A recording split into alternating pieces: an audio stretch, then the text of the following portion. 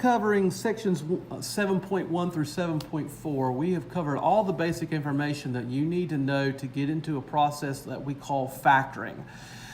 I do not like the way the book teaches factoring, so I'm going to actually be combining section 7.5 and 7.6 together and getting to the main gist of things. And what we're going to be doing is solving a polynomial by factoring the GCF.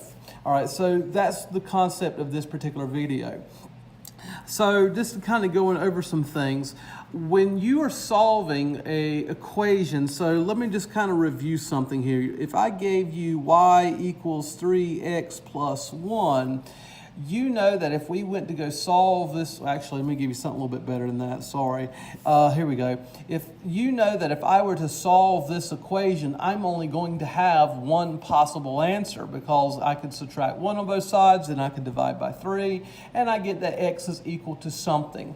Well, here's the thing. When solving polynomials, I know the number of possible answers based upon the degree of that polynomial. So, for instance, here I have a polynomial, and if I were to try to solve it, I would look at the degree of it and notice that it has a degree value of 1. That means that this equation only has one possible answer. However, if I were to look at this particular one, my degree of this entire polynomial happens to be 4. That means that there are 4 possible answers. I would get x is equal to something, x is equal to something, x is equal to something, and x is equal to something. That's 4 possible ways that this could be solved. Whereas with this one, if I were to look at it, the highest degree is 5. That means that this particular problem has 5 possible answers. Now, don't get too worried. We're not going to be trying to solve all 5 answers today. That is actually something you will not probably see until, I would say, late math 3 to early college. All right, but this is the fundamentals of what we're going to be doing. When factoring and solving a polynomial, this is the very basic steps that you need to know. This is kind of a big deal. That's why I wrote big deal. First off, we need to set the equation equal to 0. Next, we factor out the GCF and keep it. And I'll show you what I mean about that. Third, we check for special products. Then 4, factor by grouping. And 5, set each factor equal to 0 and solve. So for today, what's about to happen is we're only worried about a couple of things. We're only worried about steps 1, 2, and 5. These are my only steps that I'm going to be covering today. Steps 3, that's actually something we've kind of talked about before with the special product rules. However, just like I said before, I'm not expecting you to have those memorized at this point in time. I would say that by the time you get into Math 3, you definitely need to have those memorized and have a good grasp on it. But for the most part, we're not going to be touching on that through the remainder of this series. Also, the next piece is what we call factor by grouping. This is literally the next video you're going to watch, and it's going to be a doozy. It's got a lot of steps involved, but once you get into it, it's really not so bad. And then step 5 is good for everything. So the biggest ones we're going to be doing today are 1, 2, and 5. All right, so let's go through this. First thing I need to review, again, just a quick review, is the concept of GCF. It's called the greatest common factor. All right, so this should be very familiar to you. If I were to give you the number 16 and the number 8, ask yourself, what is the number that the biggest number I can divide both 16 by and 8 by at the same time? Well, the answer to that would happen to be 8. GCF is 8. That is the biggest number that I can divide 16 by and 8 by. Well, what if I give you something like this, 9x squared and 3x? Well, this one's a little bit different, but ask yourself the same thing. What can I divide both of these pieces by? Well, the greatest common factor on this one would be to be 3x. I can divide 9x squared by 3x, and I can divide 3x by 3x. And I can prove it. 9x squared divided by 3x happens to be 3x, and 3x divided by 3x happens to be 1. This is kind of a concept of greatest common factors. What can I divide out of all the terms? So let's go ahead and see this thing in motion. All right. So for now, I'm not even going to try to solve equation. I just want to talk about factoring out GCF. So if I were to look at this particular problem, or I have a binomial and I need to factor out GCF, I need to look at both terms and ask myself, what is the number I can divide 4 and 2 by at the same time? And you should come up with 2. However, that's not the only thing that happens here. I have an x squared and an x, so I can also factor out an x out of both of these things because they both share x's. Notice that I'm not pulling out 2 x's or x squared because this only has an x to the first while this has x squared. So you can only pull out the maximum amount of x's that I'm allowed here. When I do, I'm factoring out 4, factor out 2, leaves me a 2.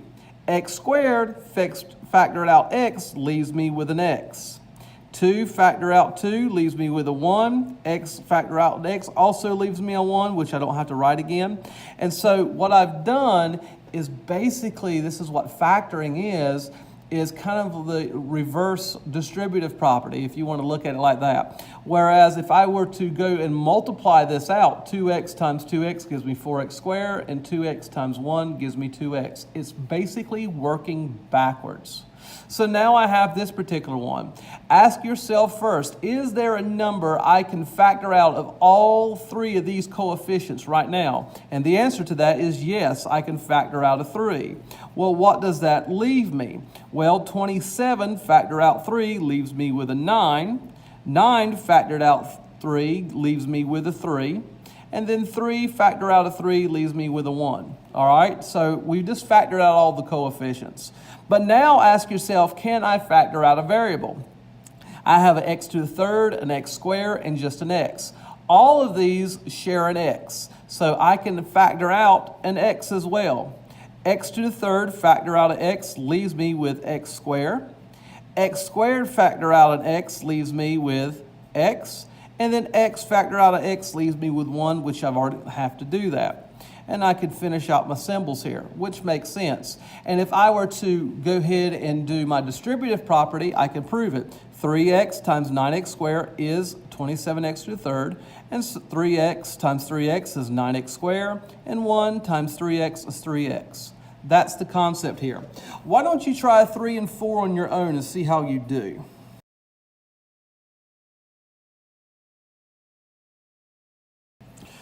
What you should have got for 3 was 6x times 3x squared minus x plus 1. I can fact my GCF happened to be a 6x.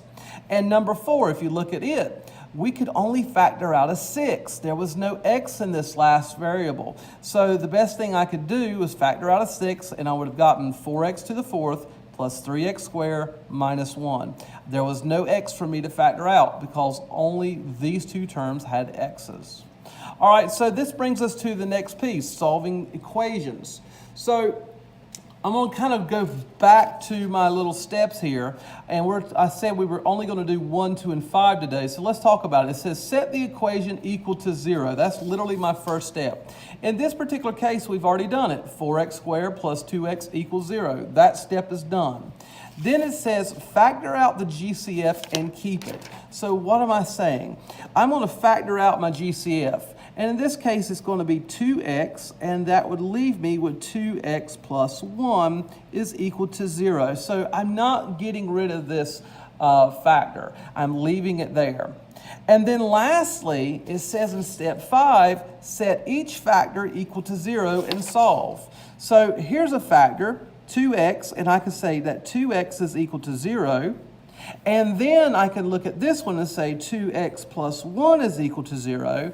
And then I can solve each for x. Well, when I solve this, I get x is equal to 0. And when I solve this, I get x is equal to negative 1/2. How did I get that? I subtracted 1 on both sides and then divided by 2. Hey, wait a minute, this rings a bell. Notice something. I have 2 answers here. X is 0 and x is negative 1/2.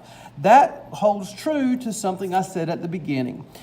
If you look at the degree of the polynomial, it tells you how many answers you will have. In this case, I have 2 answers because my highest degree was 2. And we can prove this to make sure it's right by plugging these numbers back in the place of x. If I put 0 in the place of each of those x's and solved, I would get that 0 equals 0. For the sake of time in this video, I'm not going to show you that. And it's the same thing for here. If I plug -1/2 in the place of each of these x's and solved, I would find out that both sides would be indeed equal to 0. And again, I will not show you that in the video for the sake of time. All right, now let's look at number 2. All right, you know what? I'm going to save 2 for just a second. Let's look at number 3. So I have -36x squared equals 9x. Well, I have to solve this equation. I need to solve for x. How many possible answers will I have? Well, according to this, I have a degree of 2, which is my highest degree. Therefore, there are 2 possible answers.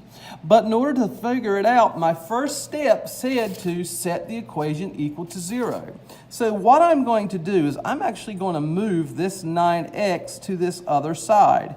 And I get -36x squared minus 9x is equal to 0. Now notice that these two do not combine because they are not like terms, and so I just can't subtract them. However, what I can do is factor out GCF, which is my next step.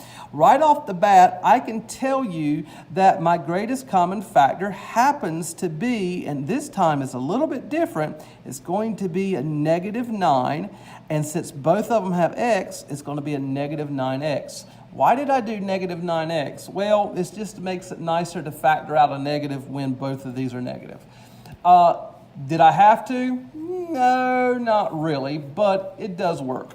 So when I do that, what's left? Gives me a 4x plus 1 equals 0. So -9x times this would give me the -36x squared. -9x plus this would give me the -9x. So that does work. Now I go to step 5 and I set each one equal to 0, each factor equal to 0, and then I solve. So x is equal to 0, and this x is equal to a -1/4. Okay?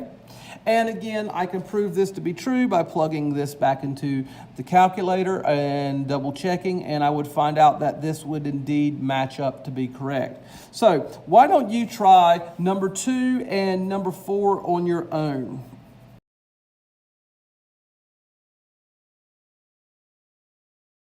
So what you should have gotten was that x is equal to 0 and x is equal to -1/4 for number 2. And for number 4, you should have gotten x is equal to 0 and x is equal to -1/11. Now, in all of these problems, it just happened to work out that x is equal to 0. Is that always going to be true? Absolutely not. Be aware of that. But for the problems that we're working in with this right now, yes, it will. But that's pretty much it for factoring out a GCF and solving equations by doing that. Next video, we're going to be going into talking about step 4, factoring by grouping. And this is a pretty big step, and I just want you to be aware of it. We've got a lot of little things that are moving parts in that one. And I will see you then, and as always, bye-bye.